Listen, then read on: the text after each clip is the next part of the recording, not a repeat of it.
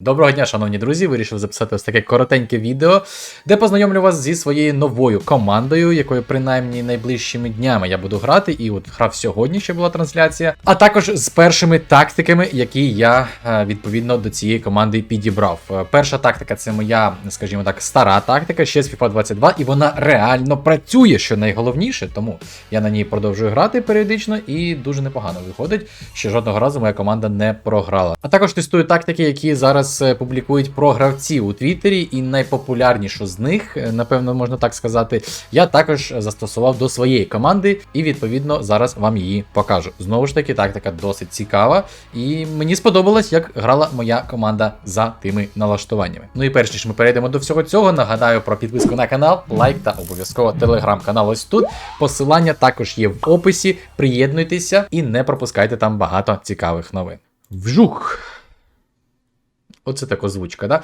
Ось така, відповідно, у мене наразі основна команда, яку я зібрав декого з антрейдів, декого довелось купляти. Коротко скажу по гравцям, Облак взагалі не зрозумів поки що його ефективності, якщо чесно, очікував більшого від нього. Діого Далот, в принципі, брав тому, що в нього є непогана швидкість, особливо з тінню, та дефендінг окей, фізика непогана. Не можу сказати, що це якийсь топ-гравець, але принаймні за ПЛ-ки наразі за свої там 20 тисяч він зараз коштує, досить непоганий варіант. Далі Варан Кунде. Особисто Варан мене не розчаровує, зараз 60 плюс він коштує, я його брав також десь за 60, і в цілому задоволений цією парою захисників, хоча є й багато аналогів, є Рюдігери, є Мілітао, є навіть Маркіньоша можна було б спробувати там, ну багато насправді ще є варіантів, але ці французи мене цілком влаштовують наразі. Мендеш взагалі топчик, мені дуже сподобався, за 10 тисяч монет, мені здається, ледь не найкращий наразі лівий фланг захисту. І непогані передачі роздавав, і пристойна швидкість, звичайно що, і в принципі на захист грав непогано. Далі фланги це Максимін та Дембеле, обох я купляв.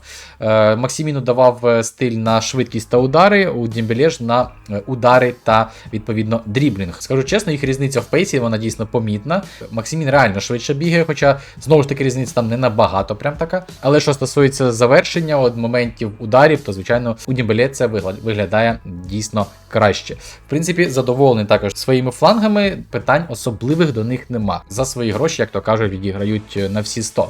Далі Ренато Санчеш та Маркос Льоренте. Льоренте здивував насправді за рахунок пейсу, за рахунок гарного дефенінгу, він реально вигризає багато чого. Хіба що на атаку поки що не дуже був ефективний, кінесики в нього особливо не залітали, проте є непогані передачі, особливо короткий пас там, або пас на хід, та й моделька досить цікава. Стосовно Ренато Санчеша, тут більше, напевно, зауважень до гри на оборону, проте набагато менше зауважень по грі з м'ячем. Звичайно, що завдяки такому дріблінгу він досить вправно керує м'ячем, досить швидко це робить, і це, відповідно, надає перевагу над суперниками. До того ж, непогана фізика. Ну і два страйкери, це Бен Єдер та Депай. Депай з п'ятірочкою на фінтах, що дозволяє інколи щось таке цікаве покрутити, і його реалізація непогана. Бен Єдер, особливо на сьогоднішньому стріму, декілька таких дуже смішних промахів примудрився вчинити, хоча характеристики ударів, як ми бачимо, тут дуже і дуже непогані. Дріблінг дійсно відчувається, моделька не дуже велика, звичайно, що Бен Єдер сам невисокий, і справді можна за нього покрутитися, можна за нього виконувати якісь швидкі дії, які суперники не завжди встигають заблокувати, закрити і так далі. Отже, з командою познайомились, поїхали до тактик. Дві тактики я вам покажу наразі. Перша тактика це 4-4-2, яку я використовував у FIFA 22 останні місяці, це вже точно. 45-70, все на балансі, 45 це ширина у нас, гравців у штрафній 7 і корнерс та фрікікс по 4. Раніше я використовував одне ділення на кутових, тому що я завжди розігрував за допомогою L3-R3. Зараз це наразі виконується набагато складніше, і в цілому, я б навіть сказав, поки що в мене не дуже виходить. Тому я повернув в 4 ділення, і відповідно у мене багато гравців у штрафній. При навісах або при розіграшах та навісах там дійсно багато варіантів, і досить регулярно я в цілому реалізую свої кутові. Отже, формація 4-4-2, тут все, в принципі, зрозуміло. За інструкціями. Нападникам я своїм абсолютно ніяких вказівок не давав. Забігають вперед і так далі. Я це не робив, тому що я це виконую вручну за допомогою L1.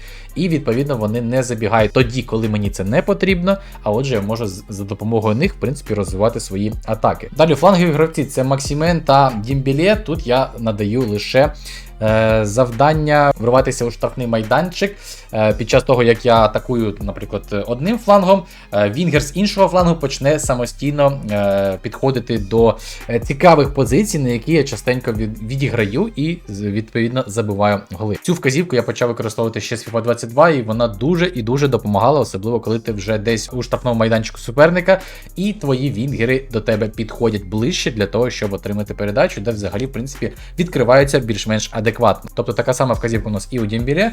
Два центральних півзахисника, обидва залишатися позаду під час атаки та обидва закривати центр. Найкращий варіант, як на мене, він дійсно досить круто зараз працює.